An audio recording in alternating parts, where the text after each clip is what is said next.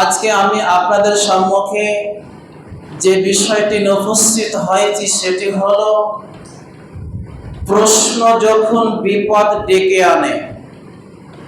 এ সম্পর্কে আল্লাহ সুবহানাহু ওয়া তাআলা এবং বিশ্বনবী সাল্লাল্লাহু আলাইহি ওয়াসাল্লাম কি বলেন এই নিয়ে কিছু বলবো। যদি আমার মাবুদ আমাকে তৌফিক দেন তো আমার তৌফিক ইল্লা বিল্লাহ।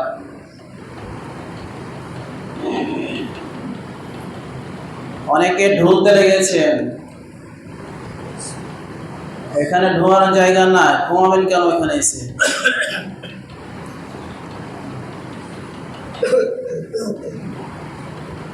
টেক লাগাবেন না, সামনে ঘুরে বসে টেক দিবেন কেন? আধা ঘন্টা সময়, একটু সময়কে মূল্যায়ন করুন।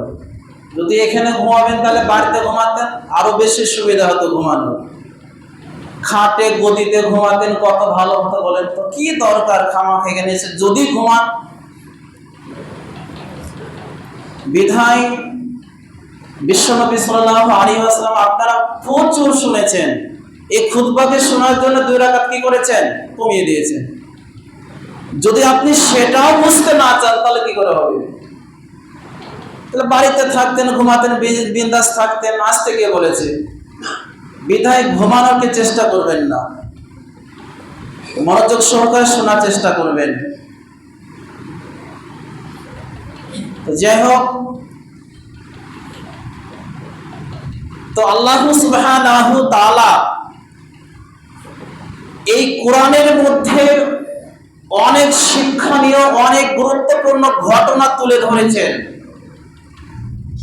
যে সমস্ত ঘটনার মাধ্যম দিয়ে শিক্ষা অর্জন করা যায় বা সেখান থেকে কিছু জ্ঞান অর্জন করা যায়। কোরআনে বহু কিসসা, কাহিনী, ঘটনা কোরআনের মধ্যে রয়েছে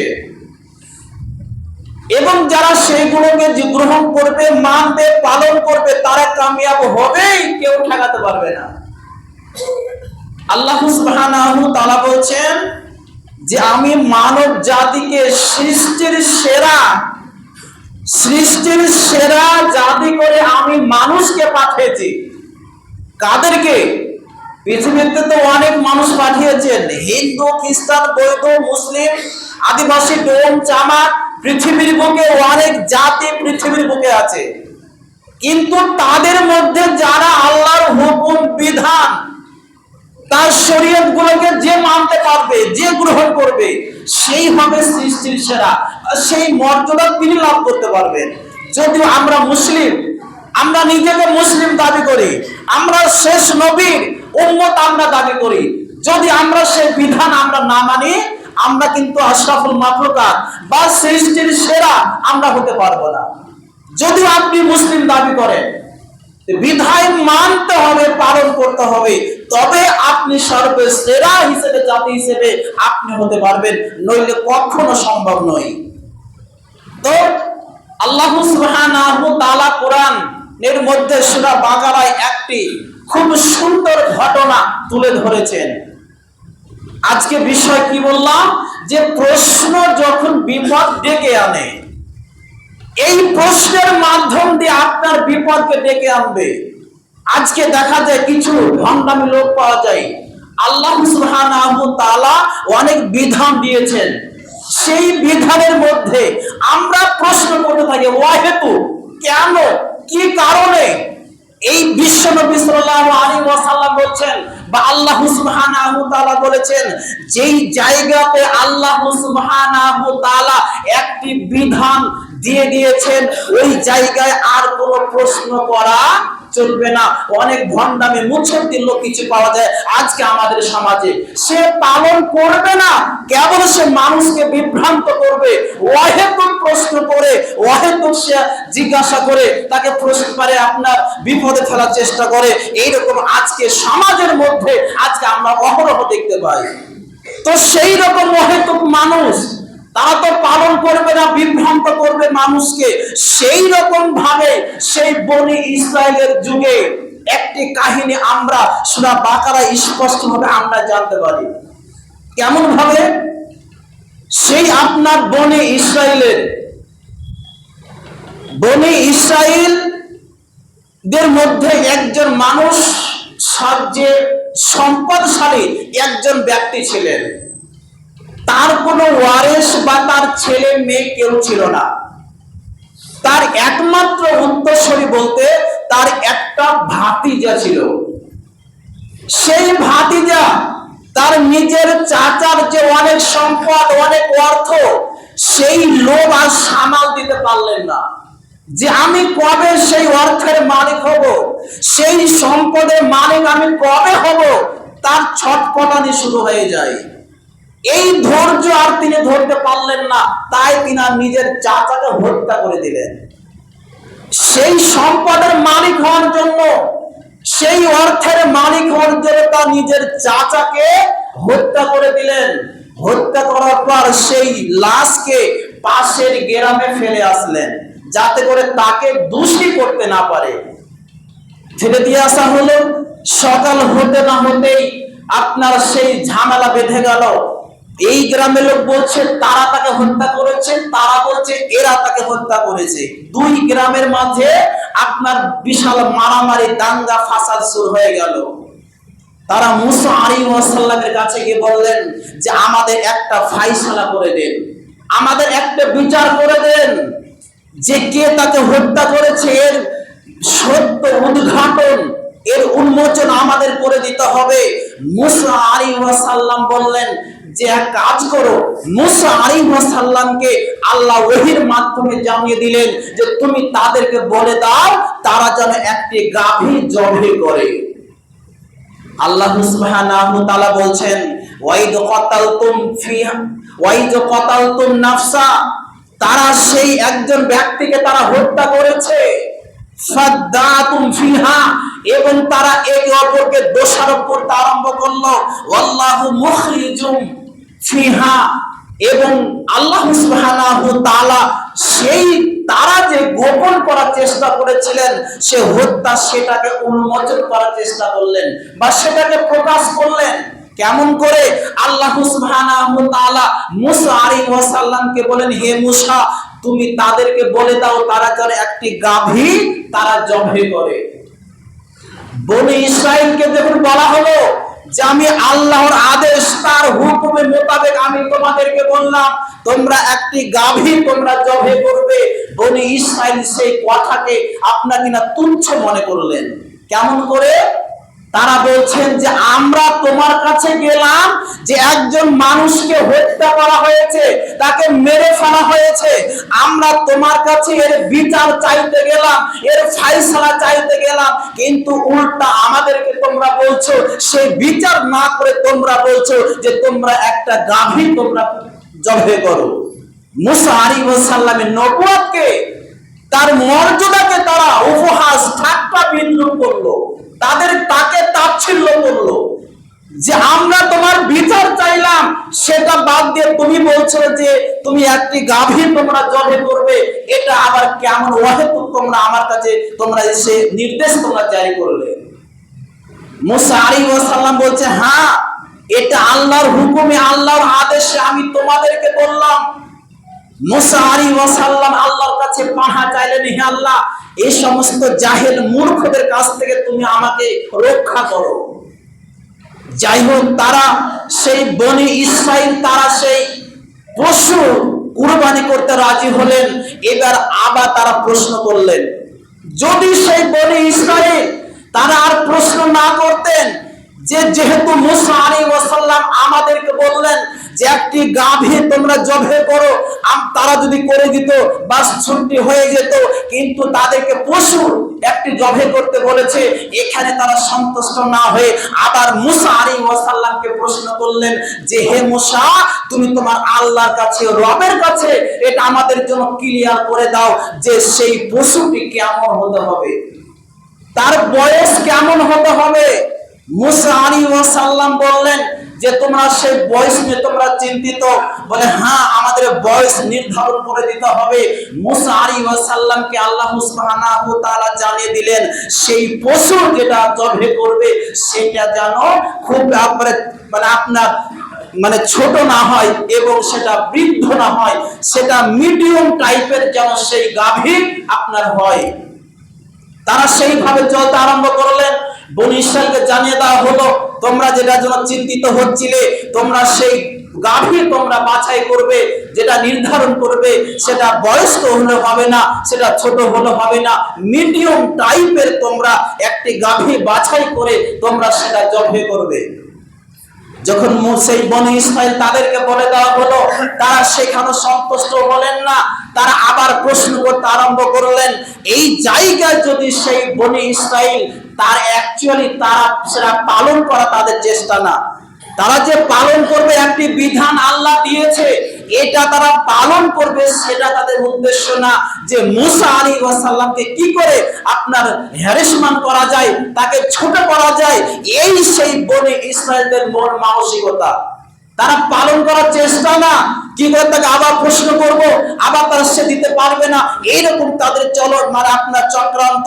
কিন্তু মুসা আলাইহিস সালাম ওহীর মাধ্যমে আবার জানিয়ে দিলেন যে এইরকম তো করতে হবে। তো বনী ইসরাইল প্রথমে তাদেরকে একটি পশু জবাই করতে বললেন, সেখানে সন্তুষ্ট না, আবার বললেন তোমরা মিডিয়াম টাইপের তোমরা কি করবে, তোমরা জবাই করবে, সেখানেও তারা সন্তুষ্ট না। আবার তাকে প্রশ্ন করছেন কি, যে আমরা যে পশু নির্বাচন করব, আমরা বাছাই করব, সেটার রং কেমন হতে হবে। তারা যত প্রশ্ন করছে তত তারা আপনার বিপদে পড়ছে, যত প্রশ্ন করছে তারা তত বিপদে পড়ছে। এইবার আপনার কিনা মুসা আলাইহিস সালামকে বললেন যে তোমার রবের কাছে জিজ্ঞাসা করো যে আমরা যে পশু নিব সেটার রং কেমন হতে হবে, কালো হতে হবে নাকি সাদা হতে হবে নাকি ধলো হতে হবে, তার রং কেমন হতে হবে, এটা আমাদের জন্য নির্ধারণ করে দেওয়া হোক। মুসা আলাইহিস সালাম আল্লাহর কাছে চাওয়ার পরে আল্লাহ সুবহানাহু ওয়া তাআলা মুসা আলাইহিস সালামকে জানিয়ে দিলেন যে সেই পশু, সেই গাভীর রং হবে উজ্জ্বল হলুদ রঙের, সেই গাভী হতে হবে উজ্জ্বল হলুদ রঙের, সেই গাভী হতে হবে। মুসা আলাইহিস সালাম সেই বনী ইসরাইল তাদেরকে জানিয়ে দিলেন তোমরা যে পশুটি তোমরা ক্রয় করবে, যেটি নির্বাচন করবে, তার রং উজ্জ্বল হলুদ রঙের হতে হবে। তাদেরকে বলে দেওয়া হলো। এবার তারা আপনাকে আরো বিভ্রান্তের মধ্যে পড়ে গেল, যে তারা খোঁজাখুঁজি করতে লাগলেন, কোথাও তারা সে সমস্ত তারা আপনাকে কেউ পাচ্ছে, কোথাও হয়তো পাচ্ছে না। আবার মুসা আলাইহিস সালামের কাছে আবার ফিরে আসলেন, আবার সে প্রশ্ন করলেন। কি প্রশ্ন করলেন? যে হে মুসা, আমরা বিভিন্ন জায়গায় খোঁজাখুঁজি করলাম, কিন্তু এইরকম পশু প্রায় বিভিন্ন জায়গায় দেখতে পাওয়া যাচ্ছে, মিডিয়াম টাইপের গাভী এবং সেই আপনার কিনা সেই হলুদ রঙের পশু আমরা বিভিন্ন জায়গায় দেখতে পাচ্ছি, কিন্তু আমরা কোনটা নির্বাচন করব আমরা এর কোনো কিছুই বুঝতে পারছি না, আমাদের জন্য আরো কিছু ক্লিয়ার করে দেওয়া হোক। মুসা আলাইহিস সালাম আবার সেই আল্লাহ সুবহানাহু ওয়া তাআলার কথা মোতাবেক আবার তাদেরকে বললেন যে তোমরা এক কাজ করবে। আল্লাহ ওহীর মাধ্যমে মুসা আলাইহিস সালামকে জানিয়ে দেওয়ার পর আর মুসা আলাইহিস সালাম তার নিজের মন মতো করে কোনো কথা বলতেন না। যখনই আল্লাহ সুবহানাহু ওয়া তাআলা মুসা আলাইহিস সালামকে জানিয়ে দিলেন যে কাজ করবে, তারা যে পশুটি ক্রয় করবে, যেই পশু তারা নির্বাচন করবে, সেই পশুটি এমন নিখুঁত হতে হবে, নির্ভেজাল হতে হবে, যেন সেই পশু দিয়ে কোনোদিন আপনার চাষ করা হয় নাই, এবং সেই পশু দিয়ে সেই গাভী দিয়ে কোনোদিন পানি সেচ দেওয়া হয় নাই, এবং কাঁটা মুক্ত ত্রুটি মুক্ত নিখুঁত গাভী যেন তারা সেই জবাই করে, এটা যেন তারা বাছাই করে নেয়। মুসা আলাইহিস সালাম তাদেরকে জানিয়ে দিলেন যে তোমরা এই রকম পশু নির্বাচন করবে যেন ওই গাভীতে কোনোদিন হাল বাওয়া হয় না, চাষ করা হয় না, এবং পানি সেচ দেওয়া হয় না, ত্রুটি মুক্ত আপনার একবার নিখুঁত যেন সেই গাভী সেই পশুটি হয়। তাদেরকে জানিয়ে দেওয়া হলো। জানিয়ে দেওয়ার পর তারা আরো বিপদে পড়ে গেলেন। তারা কি করবে কোনো কিছু বুঝতে পারছেন না। তারা বিভিন্ন জায়গায় খোঁজাখুঁজি করতে আরম্ভ করলেন, কিন্তু কোন জায়গাতে সেই রকম পশু তারা কিন্তু পাচ্ছেন না। সেই রকম মিডিয়াম টাইপের গরু, আপনার সেই উজ্জ্বল হলুদ রঙের এবং নিখুঁত ধরনের আপনার পশু অনেক জায়গায় খোঁজাখুঁজি করে করে একটি জায়গাতে আপনার কিনা সেই বনী ইসরায়েলদের মধ্যে একজন এতিম যুবকের অধীনে একটি কেবল সেই গাভী আপনার রয়েছে, সেটার খোঁজ পাওয়া গেল। তার কাছে গিয়ে সেটা ক্রয় করার জন্য তার কাছে আবেদন করা হলো। সেই যুবক সেটা বিক্রয় করতে অস্বীকার করলেন যে না, আমি সেটা বিক্রি করব না। কিন্তু তারা তাকে লোভ দেখিয়ে বললেন যে সেই গাভীর সমপরিমাণ, সেই গাভীর সমপরিমাণ স্বর্ণ দিয়ে তোমার কাছে ক্রয় করা হবে, তোমাকে আমাদের কাছে বিক্রয় করতে হবে। এমন বলা হচ্ছে যে সেই গাভীর সমপরিমাণ সোনা চাইতো বেশি স্বর্ণ দিয়ে তার কাছ থেকে ক্রয় করেছিলেন। এরপরে সেই যুবক রাজি হয়ে গেল। রাজি হয়ে যাওয়ার পরে তার কাছ থেকে ক্রয় করে নিয়ে আসলেন। নিয়ে আসার পরে আপনার কিনা সেই সেই গাভীটিকে জবে করা হলো। জবে করার পর সেই মাংস দিয়ে, জিহ্বা দিয়ে কিংবা তার রানের মাংস দিয়ে সেই মৃত্যু ব্যক্তিকে আঘাত করা হলো। মৃত্যু ব্যক্তিকে আঘাত করা হলো। সেই মৃত্যু ব্যক্তি জীবিত হয়ে গেল। মুসা আলাইহিস সালাম তাকে জিজ্ঞাসা করলেন, ঘটনা কি? তোমাকে কে হত্যা করেছে, কে তোমাকে মেরেছে? তখন সে উত্তর দিয়ে দিল যে আমার নিজের ভাতিজা, তার নাম বলে দিলেন। আবার সে মারা গেল, সে শুয়ে গেল। মুসা আলাইহিস সালাম অবাক হয়ে গেলেন যে আল্লাহ সুবহানাহু ওয়া তাআলা মৃত্যুকে জীবিত করতে পারে, জীবিতকে মৃত্যু দিতে পারে। তার এই ক্ষমতা, এই শক্তি একমাত্র আল্লাহ সুবহানাহু ওয়া তাআলার কাছে আছে। তো সে সমস্ত দৃশ্য দেখে বনি ইসরাইল আপনার অবাক হয়ে গেলেন। তারপরও তারা কিন্তু ঈমান আনেন নাই। তো এই আপনার কিনা মুসা আলাইহিস সালাম তাদেরকে প্রথমে বলেছিলেন যে তোমরা একটি গাভী কুরবানি জবে করবে, কিন্তু তারা তাতে সন্তুষ্ট হয় নাই। তারা যত প্রশ্ন করেছে, ততই তারা বিপদে পড়েছে। তারা যদি কি করতেন, সে যখনই মুসা আলাইহিস সালাম তাদেরকে বললেন যে তোমরা একটি গাভী তোমরা জবে করে দাও, সেখানে আপনার শেষ হয়ে যেত। কিন্তু একের পর এক তারা প্রশ্ন করতে আছে আর তারা জটিলতার মধ্যে ঢুকতে আছে। এমন তো অবস্থায় মুসা আলাইহিস সালাম তাদেরকে সেই ফয়সালা করলেন এবং মুসা আলাইহিস সালাম মনে মনে চিন্তা করলেন আল্লাহর এই ক্ষমতা, এই শক্তি, এই হিকমত দেখে তারা হয়তো ঈমান আনতে বাধ্য হবে। কিন্তু তাদের মন, তাদের দিল এতই শক্ত হয়ে গেল, তারা কোনো মতে ঈমান আনলেন না। তারা বরং আরো তাদের ঈমান শক্ত, আরো পাথরের মতো তাদের ঈমান, মন বা দিল তাদের শক্ত হয়ে গেল। তো বিষয়টা হচ্ছে যে প্রশ্ন যখন মানুষের বিপদ যখন ডেকে আনে, তো আজকে আমাদের সমাজও ঠিক তেমনই ভাবে যে আমরা একটি বিধান, একটা কোনো হুকুম হাকাম যখন দেওয়া হয়, আমরা সেটাতে সন্তুষ্ট থাকি না, আরো সেটাকে আমরা তাকে ছোট করা বা তাকে তাচ্ছিল্য করার যে আমাদের মাঝে একটা মন মানসিকতা আমার তৈরি হয়। তো সেই রকম বনি ইসরাইলদের মাঝেও সেই রকম তাদেরই আকীদা, তাদেরও বিশ্বাস ছিল। তারা তো সেটা মানবে না, বরং মুসা আলাইহিস সালামকে ছোট করা বা তাকে তাচ্ছিল্য করা তাদের একটা মাধ্যম মাত্র, তারা সেটা পালন করতেন না। এবার দেখলেন যে আর কোনো অজুহাত বা কোনো কিছু করতে আর পারলেন না, বিধায় তারা সেই পশু ক্রয় করতে বাধ্য হলেন। তো সেরকম মুসা আলাইহিস সালামের সমাতেও যদি আমরা সেইভাবে বনি ইসরাইলদের মতো আমরা সেইভাবে চলতে আরম্ভ করি যে আমরা বিধান মানবো না, আমরা সেটা গ্রহণ করবো না, হয়তো আমরা শুনলাম থেকে গেলাম, আমরা সেটা কুরআন হাদিস আজকে অনেকে জানছে, বুঝছে, কিন্তু সেই বনি ইসরাইল তারা আল্লাহর ক্ষমতা, আল্লাহর শক্তি নিজের চক্ষুতে তারা অনেক দেখতে পেতেন, আর অনেক আল্লাহর মহিমা, আল্লাহর ক্ষমতা তারা দেখতে পেতেন। তারপরও তারা ঈমান আনতেন না, তারা বিশ্বাস করতেন না, আল্লাহর প্রতি ঈমান আনেন নাই। মুসা আলাইহিস সালামকে নবী বা রাসূল বলে তারা মেনে নিতেন না, গ্রহণ করতেন না। কিন্তু আজকে আমাদের সমাজও ঠিক তেমনই। আজকে আমরা হাদিস কোরআন অনেক জানছি, অনেক বুঝছি, অনেক শুনছি, অনেক আমরা বুঝতে পারছি, তারপরেও কিন্তু আমরা সেটাকে মানার জন্য আমরা চেষ্টা করি না। অনেক মানুষ আছে যে সব কিছু বুঝে, তাকে সালাত আদায় করতে হবে, নইলে সে মুসলিম থাকবে না।